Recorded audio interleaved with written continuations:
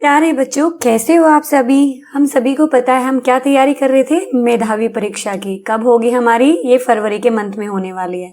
हमने इससे पहले ईस्ट जोन का और सेंट्रल जोन का जो प्रीवियस क्वेश्चन पेपर आया हुआ है 2020 में, वो सॉल्व किया है। आज हम जो करने वाले बेटे, हमारी दुनिया यानी कि सामाजिक अध्ययन एसएसटी के जो भी इम्पोर्टेंट क्वेश्चन हैं वो इस वीडियो में हम करेंगे। इस वीडियो से हमें पता चलेगा कि कैसे कैसे क्वेश्चंस जो हैं पेपर में आते हैं। दूसरा, इसके बाद बेटा मैं करवाऊंगी आपका चैप्टर वाइज कॉन्सेप्ट। यहाँ पे हम कॉन्सेप्ट पे ज़्यादा नहीं जाएंगे, सिर्फ क्वेश्चन समझेंगे किस तरीके के पेपर में आते हैं। थोड़ा थोड़ा कॉन्सेप्ट भी बताऊंगी, लेकिन डीपली कॉन्सेप्ट पढ़ेंगे हम चैप्टर वाइज। इसके बाद की जो सीरीज आएगी बेटे वो चैप्टर वाइज आएगी। यहाँ से सिर्फ एक या दो वाक्य के जो क्वेश्चंस हैं वो मैं आपको समझा रही हूँ किस तरीके से चैप्टर के बीच में आते हैं। जब हम चैप्टर को पढ़ेंगे तो हमें पता होगा कि कैसे हमने तैयारी करनी है, किस तरीके से क्वेश्चन बनते हैं। तो चलिए शुरू करते हैं। बेटे एक और बात, अगर आपको कोई क्वेश्चन ऐसा लगता है डिफिकल्ट है, आपको याद नहीं हो रहा, तो अपनी मेधावी की जो आपने कॉपी बनाई है उसमें लिखना है। बिल्कुल शुरू से तैयारी करनी है, अच्छे से तैयारी करनी है। ऐसा नहीं एक दिन कर ली, 2 दिन नहीं करी। वीडियो पिछली जो क्वेश्चन पेपर्स के अगर आपने नहीं देखी है प्रीवियस पेपर वाली, तो वो सारी देखिए, आपके बड़ा काम आएंगी। ऐसे ही जैसे मैं अभी आपको हमारी दुनिया के करा रही हूँ, सारे सब्जेक्ट के इसी तरीके से मैं आपको इंपॉर्टेंट क्वेश्चन कराऊंगी, चैप्टर वाइज भी कराऊंगी। अभी पहले आपको समझ में आना चाहिए कि पेपर में आखिर आता क्या है, ठीक है। तो चलिए शुरू करते हैं। महासागर किसे कहते हैं? महासागर किसे कहते हैं बेटे? महाद्वीपों के चारों ओर जल के विशाल समूह को महासागर कहते हैं, जैसे हिंद महासागर। देखो बेटे अभी एक पिक्चर दिखाती हूँ, ये आपकी बुक का ही है, देखो ध्यान से। यहाँ पे देखो, ये हो गए महाद्वीप, ठीक है। ये भी एक महाद्वीप, ये भी महाद्वीप पे ही हम रहते हैं, ठीक है। ये हो गए महाद्वीप। इसके जो ये चारों ओर जल है ना बेटे, ये चारों ओर जल है, जो विशाल भंडार है। देखो चारों ओर जल ही जल है हमारी पृथ्वी में, इन महाद्वीप पे, है ना। तो ये वैसे क्षेत्र हैं जहाँ पे विशाल जल के भंडार हैं, विशाल जल सागर हैं, तो इसे ही क्या कहेंगे? महासागर। विशाल का मतलब पता है ना, बड़ा, ठीक है। अब बात आती है कि महासागर होते कितने हैं। बेटे याद करने का एक तरीका बताती हूँ। महासागर ऐसे याद कर लो, पृथ्वी ने महासागर में 5 नाव तैराई। कितनी नाव तैराई? 5। महासागर कितने हुए? 5। चलो याद करते हैं। यह है प्रशांत महासागर। ये कौन सा महासागर है? प्रशांत महासागर, सबसे बड़ा महासागर। देखो ये यहाँ भी, इस एरिया में भी होता है, ठीक है। प्रशांत महासागर याद हो गया भाई? हाँ जी मैम हो गया। प्रशांत सबसे पहली नाव है, ठीक है बेटे। उसके बाद कौन सा महासागर है? अटलांटिक महासागर, ये भी याद हो गया? हाँ जी मैम हो गया। फिर है हिंद महासागर, ये भी याद हो गया? हाँ जी मैम हो गया। देखो हिंद महासागर का नाम, ये जो भारत है, भारत के नाम पे ही इसका नाम क्या रखा गया है? हिंद महासागर। भारत को हिंदुस्तान भी कहते हैं ना, आपने मूवीज में भी सुना होगा, सुना है ना। तो भारत का एक नाम और है हिंदुस्तान। तो हिंद महासागर भी एक महासागर है। 3 तो हो गए। एक है भी आर्कटिक महासागर, याद कर लेना, अंकल जी ऊपर रहते हैं आर्कटिक महासागर, ठीक है। और सबसे जो ये 3 महासागर है ना बेटे, ये 3, ये वाला और ये वाला, प्रशांत महासागर, अटलांटिक महासागर और हिंद महासागर, इन तीनों का जब जल नीचे की ओर है, उनसे जो महासागर बनता है वो बनता है दक्षिणी महासागर। याद हुए आपको? पृथ्वी ने कितनी नाव तैराई महासागर में? 5। कौन कौन सी तैराई?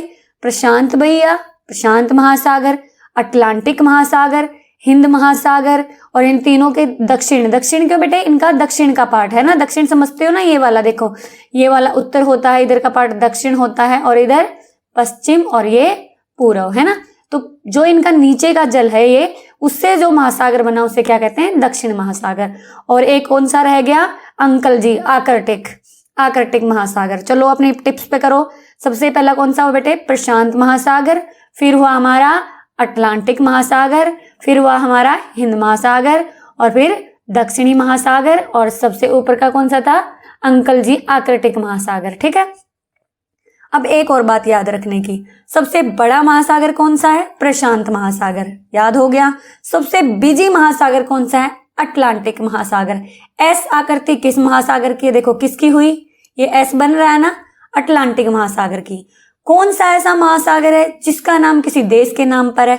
हिंद महासागर। एक और क्वेश्चन बनता है, प्रशांत महासागर, अटलांटिक महासागर और हिंद महासागर के दक्षिण के जल से कौन सा महासागर बनता है? तो द से दक्षिणी महासागर, याद हो गया। और यहाँ पे कौन सा है? आर्कटिक महासागर, ठीक है। अब कमेंट करके मुझे बताना कि सबसे छोटा महासागर कौन सा है, ठीक है, बताओगे।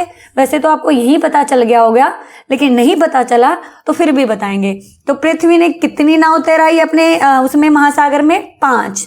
समझ आ गया। अब देखो यहाँ पे भी दे रखा है, पृथ्वी पर 7 महाद्वीप हैं और मानचित्र में देखिए महाद्वीप के चारों ओर जल का विशाल फैलाव देख सकते हैं। ये विशाल जल समूह ही महासागर कहलाते हैं। समझ आया। और ये खारे पानी के होते हैं, जितने भी समुद्र होते बेटे खारे पानी के होते हैं, ठीक है। अब अगला, ये मुझे उम्मीद है कि आपको समझ में आ गया होगा। कितने महासागर? 5, ठीक है। पृथ्वी ने 5 नाव महासागर में तैरा दी। अगला है महाद्वीप किसे कहते हैं। अब देखो भी महाद्वीप दिखाते हैं, आपको दिखाना पड़ता है ना आपको। पृथ्वी पर 7 महाद्वीप हैं, ठीक है भाई। अब महाद्वीप कहते हैं किसे हैं? ये जो क्षेत्र है, जो ये महासागरों के यहाँ जो विशाल क्षेत्र है धरती का, इसे कहते हैं महाद्वीप। क्या कहते हैं? महाद्वीप। अब इसको याद करने की ट्रिक बताते हैं। पृथ्वी ने दिवाली पर 7 दीप जलाए। कितने दीप जलाए? 7 दीप जलाए। दीप से महाद्वीप। कितने दीप जलाए? 7 द्वीप जलाए। अब कौन कौन से दीप जलाए भाई? एशिया जलाया, अफ्रीका, यूरोप, यूरोप का एक हिस्सा यहाँ पे है, दक्षिण अमेरिका, उत्तरी अमेरिका और नीचे रहती हैं अंटार्कटिका, ठीक है। नीचे रहती हैं अंटार्कटिका। तो टोटल कितने महाद्वीप है मेरे बच्चों? बताओ कितने महाद्वीप हैं? मैं महाद्वीप है 7। कैसे? पृथ्वी ने दिवाली पर 7 दीप जलाए। दीप मतलब दीवा होता है ना, दिया जो जलाते हैं, तो ऐसे 7 दीप जलाए। अब कौन कौन से जलाए हमें याद हो गया। सबसे बड़ा एशिया, फिर अफ्रीका, उत्तरी अमेरिका, दक्षिण अमेरिका, यूरोप और कौन सा बेटे? ऑस्ट्रेलिया, और सबसे बाद में रह गया अंटार्कटिका। अब क्वेश्चन आता है कि ऐसा कौन सा महासागर है जिसमें महाद्वीप है जिसमें भारत है। भारत कौन से महाद्वीप में है? या ये आ सकता हम कौन से महाद्वीप में रहते हैं? तो हम रहते हैं एशिया में। सबसे बड़ा महाद्वीप भी कौन सा बेटे? एशिया। समझ लिया। ऐसा कौन सा महाद्वीप है जिसमें कोई इंसान नहीं रहता और जहां पे बहुत ठंड पड़ती है? ये है बेटे अंटार्कटिका, आंटी वाला अंटार्कटिका। देखो उससे मिक्स मत करना महासागर से। अंकल महासागर है और आंटी क्या है?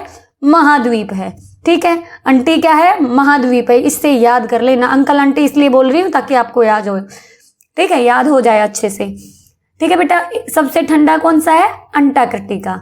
फिर है सबसे छोटा कौन से वाला महाद्वीप है? सबसे कम देश किस महाद्वीप में? वो बेटे ऑस्ट्रेलिया में। सिर्फ 14 ही देश हैं इसमें, ठीक है। समझ आई मेरी बात। ये है एशिया, अफ्रीका, दक्षिण अमेरिका, उत्तरी अमेरिका, यूरोप। आ गया भाई। कितने हो गए? 7 हो गए। गिन लेना, अच्छे से याद कर लेना, ठीक है। इनको याद करने की भी कोई ट्रिक बनाएंगे जब चैप्टर को पढ़ेंगे अच्छे से। बस अब यहाँ पे इतनी बात याद रखो कि सबसे बड़ा कौन सा? एशिया। और सबसे कम देश किसमें? ऑस्ट्रेलिया में। और कौन सा ऐसा है जो सबसे ठंडा है? वो कौन सा बेटे? अंटार्कटिका, ठीक है। अब हो गया इतना याद आप लोगों को। अब चलते हैं अगले क्वेश्चन पर। महाद्वीप धरती के उस विशाल क्षेत्र को कहते हैं जिसपे बहुत सारे देश हैं। समझ आ गया। ये तो अभी आ गया। अभी 7 महाद्वीप हैं। अब इसमें कंफ्यूजन नहीं होना चाहिए कि महासागर कितनी नाव? 5। महाद्वीप कितने द्वीप? 7। पृथ्वी पर सबसे छोटा महासागर कौन सा है? अभी मैंने समझाया था कौन सा है? आर्कटिक। मैंने तो कमेंट करके बोला था कि बताइए, तो यही मिल गया। सबसे बड़ा कौन सा बेटे? प्रशांत महासागर। अभी दिखाया था ना मैंने आपको। किस महाद्वीप में सबसे कम देश है? ये देखो, ये भी आ गया। पृथ्वी के नक्शे को देखकर बताओ सबसे कम देश। अभी बताया था मैंने कि ऑस्ट्रेलिया है। देखो बेटे, ये देखो मैप। सबसे कम देश ये सबसे छोटा सा लग रहा है ना। बाकी देखो, ये भी बड़ा, ये भी बड़ा, ये भी बड़ा, ये भी बड़ा और ये भी बड़ा सा है।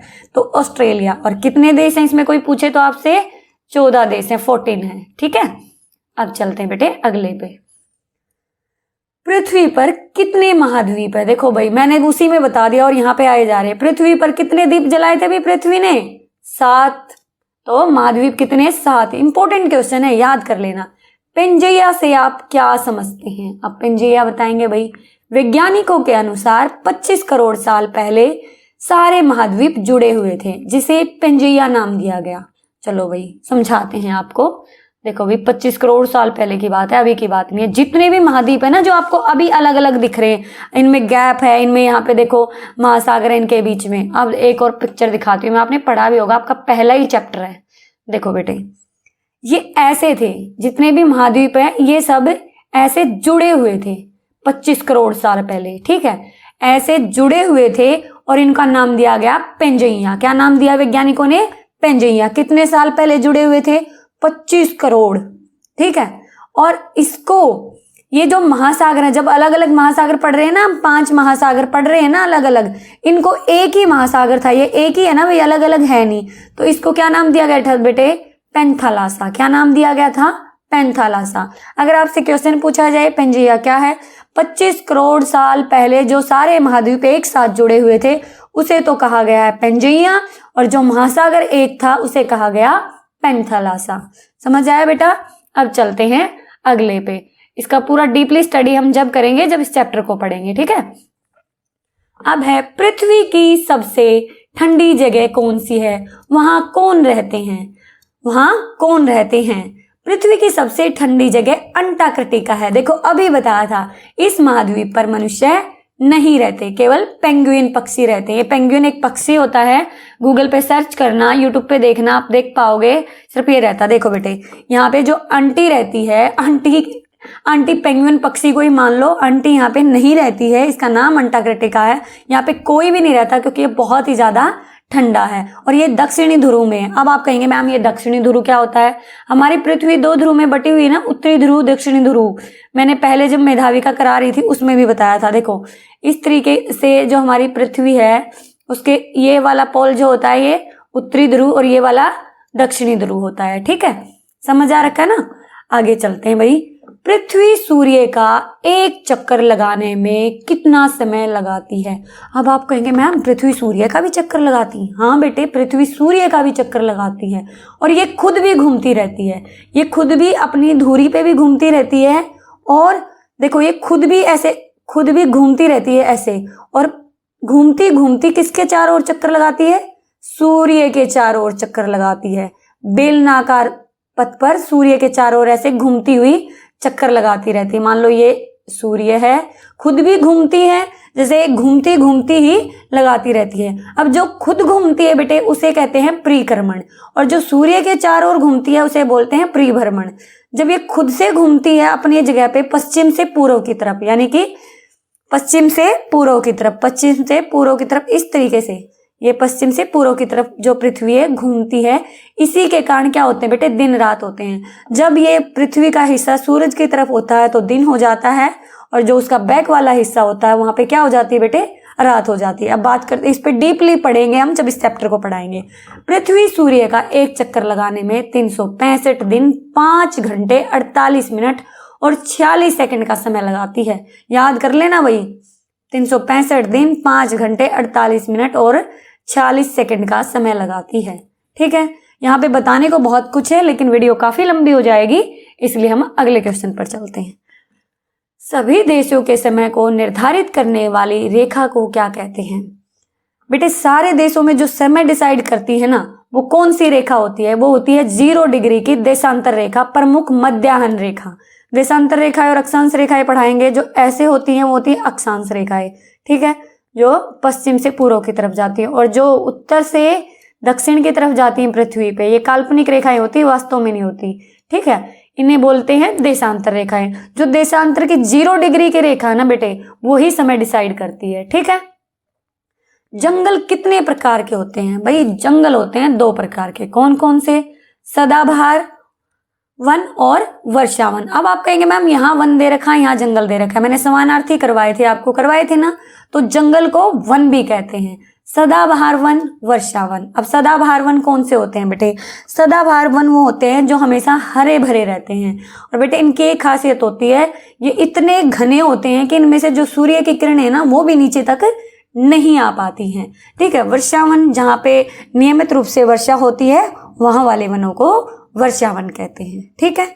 भालू सर्दियां सोकर क्यों बिताते हैं? भालू सर्दियों में सोते ही क्यों रहते हैं? भालू सर्दियां सोकर बिताते हैं क्योंकि उन्हें उस समय पर्याप्त भोजन नहीं मिलता। वे सर्दियां आने से पहले वाले समय में खाना बटोर कर रखते हैं या अपने शरीर में जमी हुई चर्बी से जिंदा रहते हैं। समझ आ गया? इसमें कुछ बताने की जरूरत नहीं है। उनको पर्याप्त भोजन नहीं मिलता और जो मिलता है उसे ही बटोर कर रखते हैं। पृथ्वी के ऊपर के बिंदु और सबसे नीचे के बिंदु को क्या कहते हैं? अभी 2 मिनट पहले समझाया था, फिर वही क्वेश्चन आ गया। ये हमारी पृथ्वी हो गई, बिल्कुल गोल नहीं बनता वही मुझसे, ठीक है। ये होगी पृथ्वी। इसका जो यहाँ का बिंदु है इसे कहते हैं नॉर्थ यानी कि उत्तरी ध्रुव, और इसे कहते हैं दक्षिणी ध्रुव, साउथ, ठीक है। तो बेटे पृथ्वी के ऊपर के बिंदु को उत्तरी ध्रुव ये वाला, और इसके नीचे के बिंदु को दक्षिणी ध्रुव कहते हैं। समझ आया? पृथ्वी गोल है, इस तथ्य की खोज किसने की? पृथ्वी गोल है, ये किसने बताया हमें? ऐसे कोई हमें थोड़ी पता है, कोई ना कोई रिसर्च करता है, खोजता है। तो बेटे प्राचीन यूनान देश के रहने वाले गणितज्ञ यानी कि मैथमेटिशियन पाइथागोरस, ये बहुत ही इंपॉर्टेंट नाम है, इसको आप 9th-10th में इसकी थ्योरम भी पढ़ोगे तब पता चलेगा, ठीक है। इन्होंने बताया कि पृथ्वी गोल है। सबसे पहला नक्शा क्या होता है बेटे? मैप। कब और कहाँ पे बना? जैसे किसी भी स्थान का एक मैप बनाते हैं, वो सबसे पहला मैप कि यहाँ पे ये जगह, यहाँ पे वो जगह, तो सबसे पहला मैप जो था बेटे वो इराक में बना था। कितने साल पहले? 2500 वर्ष पहले। समझ आ गया? अब चलते हैं अगले पे। ऐसे जानवरों के नाम बताओ जो उष्ण घास के मैदानों में पाए जाते हैं। उष्ण का मतलब होता है बेटे गर्म, ठीक है। तो ऐसे जो गर्म क्षेत्रों में पाए जाते हैं, गर्म घास के मैदानों में पाए जाते हैं, ये बेटे हिरन, जिराफ, जेब्रा और जंगली भैंस। बिल्कुल आपसे डीपली पढ़ाएंगे, टेंशन मत लो। ये वाला तो बस ऐसे है कि आपको समझाने के लिए किस तरीके के क्वेश्चन होते हैं। गोबी रेगिस्तान में कौन लोग रहते हैं? गोबी रेगिस्तान, गोबी बेटे ये चाइना और मंगोलिया में रेगिस्तान है। रेगिस्तान तो समझते हो ना, जहाँ पे सूखा पड़ता हो, उस क्षेत्र को रेगिस्तान कहते हैं। अपने यहाँ पे भी है राजस्थान में थार रेगिस्तान, है ना। और दुनिया का सबसे बड़ा रेगिस्तान सहारा रेगिस्तान, ठीक है। अब गोबी रेगिस्तान में कौन लोग रहते हैं? खानाबदोश। आप कहेंगे मैम ये खानाबदोश लोग कौन होते हैं? बेटे खानाबदोश लोग वो होते हैं जिनका कोई एक ठिकाना नहीं है ना। जो आज यहाँ पे हैं, कल अपना सारा सामान लादा, दूसरी जगह टेंट लगा लिया, फिर तीसरी जगह चले गए। इस तरीके के लोगों को खानाबदोश लोग कहते हैं। मंगोलियाई लोग यानी कि मंगोल के रहने वाले, तथा गडरिये कौन होते हैं? भेड़ बकरियों को चराने वाले के कारवां है। कारवां समझते हो? काफिले, मतलब उनके पूरे के पूरे ग्रुप रहते हैं यहाँ पे। समझ आया? और ये भी बताया मैंने गोबी रेगिस्तान कहाँ पे है? ये चाइना और मंगोलिया के एरिया में है, ठीक है। रैम क्या होती है? अब रैम समझते हैं क्या होती है। जहाजों के आगे नोक होती है। जो बेटे समुद्री जहाज होते हैं ना, उन जहाजों के आगे एक नोक सी लगी होती। ऐसे इस तरीके के जहाज होते हैं, मान लो जहाज है और उसमें ऐसी नोक होती है, वो दुश्मन के जहाजों को छेद करने के लिए प्रयोग की जाती है। आप सोचोगे मैम दुश्मन के जहाज में छेद करने से क्या होगा? बेटे जब इसमें समुद्री जहाज से इस नोक से यानी कि इस रैम से दूसरे उसमें छेद कर दिया जाएगा तो क्या होगा? उसके जहाज में पानी भर जाएगा, और जहाज में पानी भर गया तो क्या होगा? वो डूब जाएगा। समझ आया? रैम क्या होती है? हाँ मैम समझ में आ गया। नोक होती है जिससे दुश्मन के जहाजों पे हमला किया जाता है, छेद किए जाते हैं, ठीक है। ये समुद्री जहाज होते हैं। समुद्र में तेल गिरने से क्या होता है? अब आप मुझे बताओ कि समुद्र में मान लो तेल गिर जाए तो क्या होगा? एक एक्सपेरिमेंट बताती हूँ बेटे। मान लो आप घर में कोई कटोरी लो और वहां पे उसमें एक बूंद तेल की डालो, तो देखोगे तेल जो है ना बेटे वो पानी के ऊपर तैरेगा, ठीक है। गिरने से ऊपर ही तैरता रहता, जिसके कारण पक्षियों के पंख चिपक जाते। तेल के कारण क्या होता है बेटे? पक्षियों के पंख चिपक जाते हैं और जिसके कारण वो उड़ नहीं पाते। ऐसे ही मछलियां तथा अन्य जीव जो हैं वो उसमें मर जाते हैं। समझ में आया इसका? चलो अब चलते हैं अगले पे। उम्मीद करती हूँ यहाँ तक आपको समझ में आ रहा होगा। अब चलते हैं अगले क्वेश्चन पे, थोड़ा जल्दी करते हैं। भारत में सबसे गहरा तेल क्षेत्र कहाँ पे है? ये पहले भी मैंने बताया था, मेधावी के किसी पेपर में आया हुआ है। तो भारत में सबसे ज्यादा तेल किस क्षेत्र से निकलता है? अरब सागर से, ठीक है।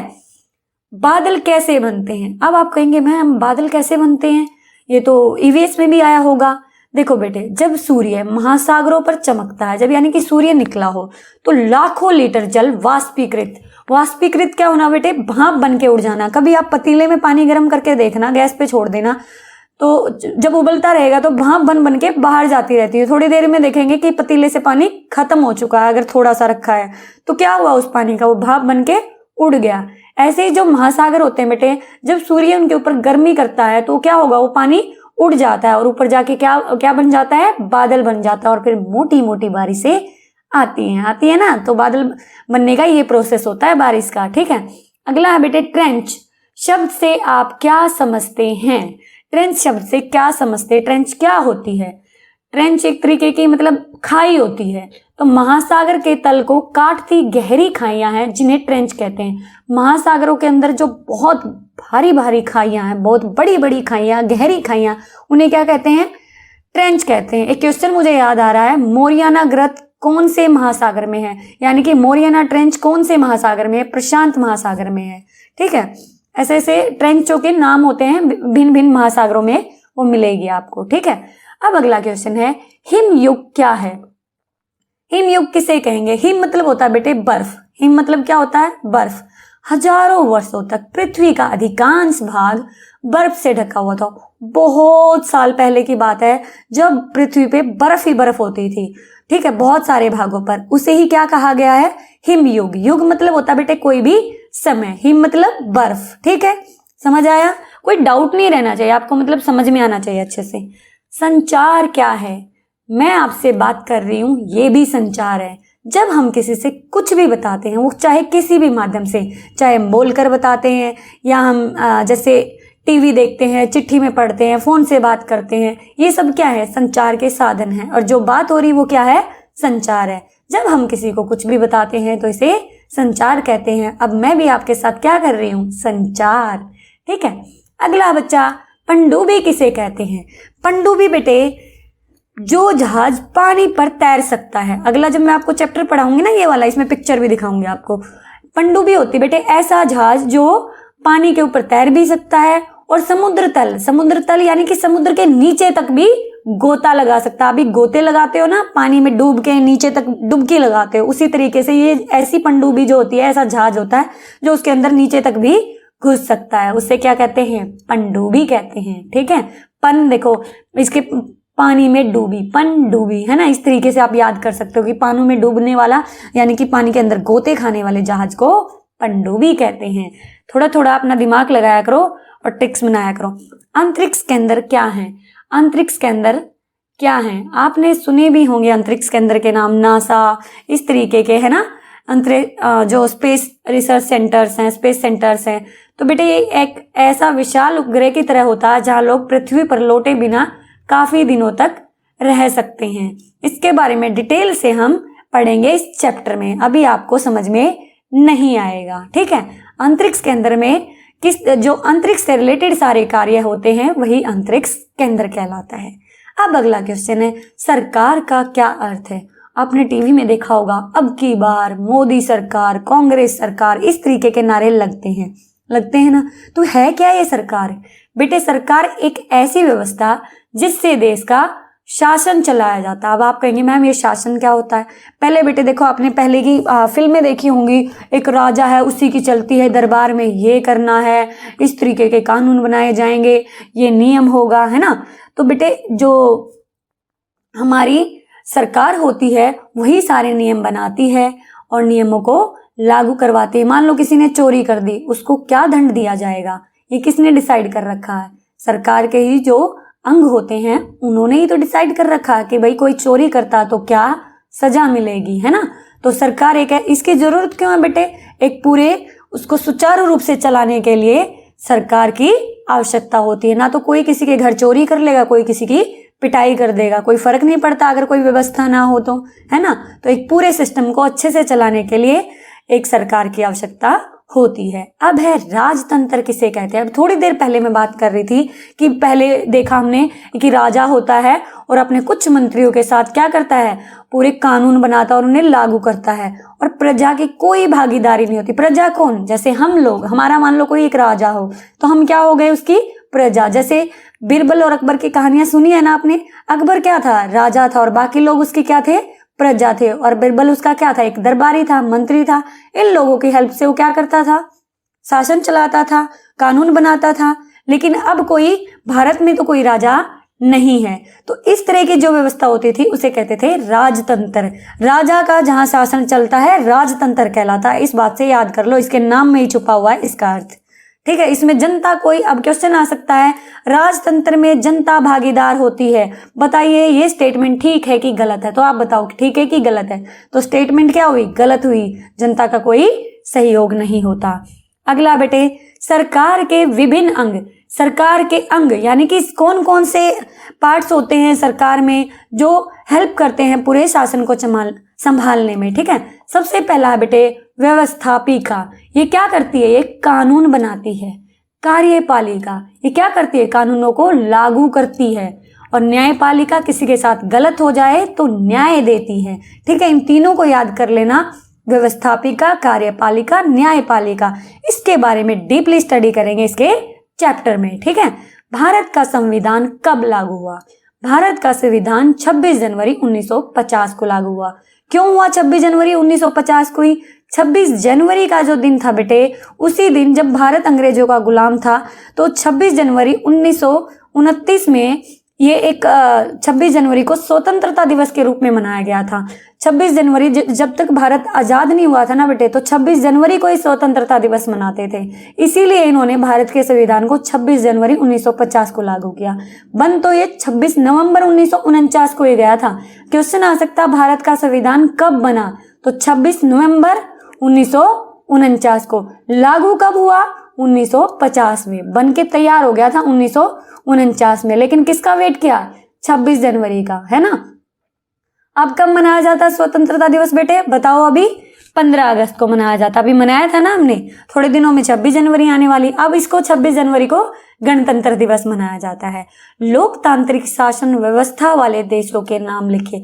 अब आप कहेंगे मैम ये लोकतांत्रिक, लोक मतलब होता है लोग।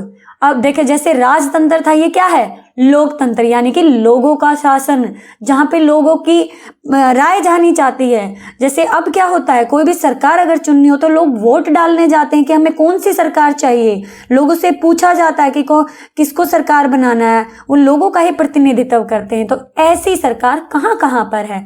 ये भारत में ऐसी ही सरकार, हम जाते हैं ना वोट डालने के लिए, मम्मी पापा जब भी चुनाव होते हैं। संयुक्त राज्य अमेरिका, दक्षिणी Korea, Australia, Brazil, France, Germany, Japan, ये ऐसे देश हैं बेटे जहां पे लोगों का शासन है, लोकतांत्रिक शासन है। ठीक है, अब समझते हैं अगले क्वेश्चन से। अंतरराष्ट्रीय संगठन किसे कहते हैं? अंतरराष्ट्रीय, अंतरराष्ट्रीय शब्द का मतलब है यानी कि मतलब बहुत सारे देश, विश्व के बहुत सारे, पूरा एक वर्ल्ड है ना, पूरा जो वर्ल्ड है उसमें बहुत सारे जो देश हैं उनका जो आपसी संबंध है उसे कहेंगे अंतरराष्ट्रीय संबंध। जैसे भारत के नेपाल, पाकिस्तान, अमेरिका, ब्रिटेन से जो संबंध है उसे क्या बोलेंगे? अंतरराष्ट्रीय संबंध। और जो अपने देश के अंदर है उसे बोलेंगे राष्ट्रीय। ठीक है, अंतरराष्ट्रीय संगठन किसे कहते हैं बेटे? ऐसे संगठन जो विश्व के विभिन्न देशों से मिलकर बने होते हैं। इसमें विश्व के बहुत सारे देश शामिल होते हैं, उन्हें कहते हैं अंतरराष्ट्रीय संगठन। जैसे संयुक्त राष्ट्र संघ, गुट निरपेक्ष आंदोलन, दक्षेस, इनके बारे में भी पढ़ेंगे इस चैप्टर में। अब यहाँ पे इतना ही बताते हैं आपको। अब बेटे हैं नेशनल सिंबल। इसके ऊपर मैंने एक बहुत अच्छा वीडियो बनाया हुआ है, नेशनल सिंबल्स ऑफ इंडिया। अब उसको देखना अच्छे से, वहां पे आपको समझ में आएगा। मैंने उसमें पिक्चर्स, वीडियो सब डाला है, वहां पे आपको बिल्कुल क्लियर हो जाएगा। यहाँ पे हम जल्दी जल्दी देखते हैं इसको। राष्ट्रीय ध्वज है तिरंगा, राष्ट्रीय चिन्ह है अशोक का स्तंभ, राष्ट्रीय गान जन गण मन, गीत वंदे मातरम, फूल कमल, पक्षी मोर, राष्ट्रीय पशु बाघ, राष्ट्रीय नदी गंगा, राष्ट्रीय फल आम, राष्ट्रीय खेल हॉकी, राष्ट्रीय वृक्ष बरगद और राष्ट्रीय जलीय जीव गंगा डॉल्फिन। इस पर ज्यादा डिस्कस नहीं करूंगी मैं, उस वीडियो में आप इसको अच्छे से समझ लेना। ठीक है, अगला बेटे, अंतरराष्ट्रीय संगठनों के क्या कार्य हैं? जो अंतरराष्ट्रीय यानी कि बहुत सारे देश आपस में जो संगठन बनाते हैं, उनके काम क्या है, क्या काम करते हैं? सबसे पहला बेटे, विश्व में शांति बनाए रखना। अगर ये संगठन ना हो, देखो अभी आपने सुना होगा न्यूज में भी, रूस और यूक्रेन का युद्ध चल रहा है। तो बेटे ऐसे ही युद्धों को टालने के लिए हमें किन चीजों की जरूरत है? अंतरराष्ट्रीय संगठनों की, ताकि आपस में सलाह मशवरा करके शांति से रहा जाए, मानव कल्याण के लिए। मानव कल्याण मनुष्य की भलाई के लिए। ठीक है, अगला, संयुक्त राष्ट्र संघ के 2 उद्देश्य बताइए। संयुक्त राष्ट्र संघ, संयुक्त राष्ट्र संघ की स्थापना क्यों की गई थी, इसके बारे में हम पढ़ेंगे। कब की गई थी ये भी पढ़ेंगे। 24 अक्टूबर 1945 को की गई थी। इसके उद्देश्य थे बेटे आने वाली पीढ़ी को युद्ध के भयानक परिणामों से बचाना। देखो बेटे, प्रथम विश्व युद्ध और द्वितीय विश्व युद्ध यानी कि बहुत बड़े लेवल के युद्ध हुए थे, उनसे बहुत बुरे बुरे परिणाम आए थे, बहुत लोगों की डेथ हो गई थी और भूखमरी फैल गई थी। ऐसी चीज़ों को छोड़ने के लिए, इन युद्धों से छुटकारा पाने के लिए इन ऐसे संगठनों की स्थापना की गई। यही इनका मुख्य उद्देश्य था, विभिन्न देशों के बीच विवादों को बातचीत के द्वारा सुलझाना। जो आपस में यानी कि युद्ध ना करें, आपस से बातचीत कर लें, इनका मुख्य उद्देश्य है। अंतर्राष्ट्रीय संगठन किसे कहते हैं, ऑलरेडी डिस्कस हो चुका है अभी ऊपर। अगला है बेटे दक्षेस के सदस्य देशों के नाम बताए। दक्षेस जो है बेटे वो भी कई देशों का एक ग्रुप है, उनके नाम बताने हमने। मालदीव, नेपाल, पाकिस्तान, श्रीलंका, अफगानिस्तान, बांग्लादेश, भूटान, भारत सहित कुल 8 देश हैं। इसको याद कर लेना, ज्यादा डिस्कस इसके चैप्टर में करेंगे। अंतर्राष्ट्रीय रेड क्रॉस सोसाइटी की स्थापना किसने की? वैसे अंतर्राष्ट्रीय रेड क्रॉस सोसाइटी क्या है बेटे? ये सोसाइटी वो सोसाइटी है भाई, अंतर्राष्ट्रीय रेड क्रॉस सोसाइटी, जो युद्ध या अन्य किसी आपदा के कारण जो घायल व्यक्ति हो जाते हैं उन्हें ये चिकित्सा प्रदान करती है। ठीक है, चिकित्सा क्या, फर्स्ट एड, यानी कि किसी को चोट वगैरह लग जाती है तो उनको चिकित्सा दी जाती है।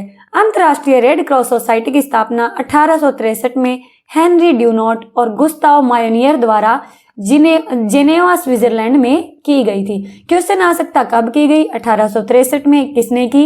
हेनरी ड्यूनॉट और गुस्ताव मायोनियर ने। कहाँ पे की? स्विट्जरलैंड के जेनेवा में। ठीक है, अब अगला आता तानाशाही शासन किसे कहते हैं? बेटे अभी तक हम 2 शासन व्यवस्था पढ़ चुके हैं, राजतंत्र और लोकतंत्र। राजतंत्र राजा, लोकतंत्र लोग। अब ये तानाशाही क्या आ गया? अब कई बार सुना, तुम तो बड़े तानाशाह हो रहे हो मेरे ऊपर। तानाशाह का मतलब है कि जिस देश में शासन की शक्तियां एक विशेष व्यक्ति के पास होती है। जैसे आप कभी सुनोगे आगे जब पढ़ोगे, हिटलर जो था उसके पास सारी की सारी शक्तियां थी। ठीक है, जर्मनी में था ये एक ऐसा राजा था, ऐसा जो है इसके पास सारी की सारी शक्तियां थी। ये तानाशाह था, खुद ही नियम बनाता और मतलब किसी की वो नहीं लेता, सहायता नहीं लेता। अब कहेंगे मैम राजतंत्र और तानाशाही में क्या अंतर है? राजा कम से कम अपने मंत्रियों से सलाह मशवरा करता है, लेकिन जो बेटे तानाशाह है ना, वो किसी से सलाह मशवरा कुछ भी नहीं करता, खुद की चलाता है। जो उसने मुंह से बोल दिया वही नियम हो गया, उसे कहते हैं तानाशाही शासन। ठीक है, लोकतंत्र हम ऐसे पढ़ चुके हैं, ऐसी शासन व्यवस्था जिसमें किसी न किसी रूप में जनता की भागीदारी, जनता कौन? हम लोग, भागीदारी होती है, उसे लोकतंत्र कहते हैं। लोकतंत्र मतलब लोगों का शासन, ये पहले ही डिस्कस कर चुके हम। अगला बेटे संविधान किसे कहते हैं? संविधान होता क्या है? बेटे एक ऐसी पुस्तक जिसमें नियम और कानून लिखे हुए हैं कि किस चीज के लिए कौन सी सजा है और किसके क्या अधिकार हैं, किसके क्या कर्तव्य है, इन सब की जो एक बड़ी सी पुस्तक है, बहुत मोटी सी पुस्तक है, उसे कहते हैं संविधान। आपकी आसान भाषा में नियमों और कानूनों की पुस्तक को क्या कहते हैं? संविधान। अग्निसार पेड़ कौन से होते हैं?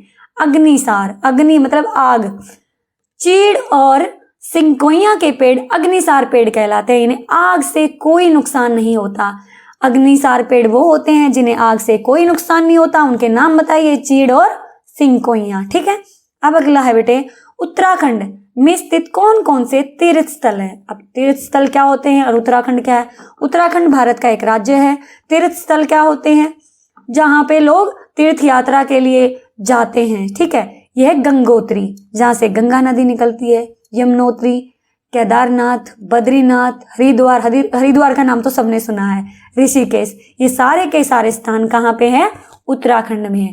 अब चलते हैं भाई इसके अगले क्वेश्चन पे। अगला क्वेश्चन है भाई पट्टू किसे कहते हैं? क्वेश्चन क्या है बच्चा? पट्टू किसे कहते हैं? पट्टू क्या होता है? ऊंट की ऊन से बने कंबलों को, देखो कितना बढ़िया है, ऊंट की ऊन से बने कंबलों को पट्टू कहते हैं। ठीक है, ऊंट की जो ऊन होती है उससे जो कंबल बनते हैं उन्हें क्या कहते हैं? पट्टू। निम्न दिवसों की तिथि बताओ। बेटे दिवस मतलब होता है दिन, की ये दिन सेलिब्रेट किया जाता है। ठीक है, ये वैसे आएंगे नहीं पेपर में, फिर भी एक बार जल्दी जल्दी से कर लेते हैं। परिनिवारण दिवस होता है 6 दिसंबर को। यूनिटी डे अभी मनाया था हमने, आपको इकट्ठा किया था और एक शपथ ली थी। किसके बर्थडे पे? सरदार वल्लभ भाई पटेल के जन्म दिवस पर मनाया गया था। तो ये 31 अक्टूबर को मनाया जाता है, ये तो सबको याद है। यूनिटी डे, एकता दिवस। शिक्षक दिवस सबको पता है, 5 सितंबर को मनाया जाता है, आप टीचर बनते हो ना। बाल दिवस 14 नवंबर को जो अभी आने वाला है। शांति दिवस 21 सितंबर को। साक्षरता दिवस 8 सितंबर को। महिला दिवस 8 मार्च को। हिंदी दिवस 14 सितंबर को। योगा डे 21 जून को। राष्ट्रीय खेल दिवस 29 अगस्त को। पृथ्वी संरक्षण दिवस 28 जुलाई को। ओजोन दिवस 16 सितंबर को। बेटे उम्मीद करती हूँ आप सभी को वीडियो अच्छी लगी होगी। इसके बाद हम एक और इसी तरीके की वीडियो करेंगे, फिर चैप्टर वाइज करेंगे। अगर आपको वीडियो अच्छी लगी तो लाइक करना, दोस्तों के साथ शेयर करना, चैनल पर नए हो तो जल्दी से सब्सक्राइब कर लेना। ठीक है, सब्सक्राइब करने को क्यों बोल रही हूँ कि बेटे आपको पता चलेगा मैं कौन सी वीडियो डाल रही हूँ और आप किस तरीके से तैयारी करेंगे। ठीक है, तो मिलते हैं ऐसी वीडियो के साथ।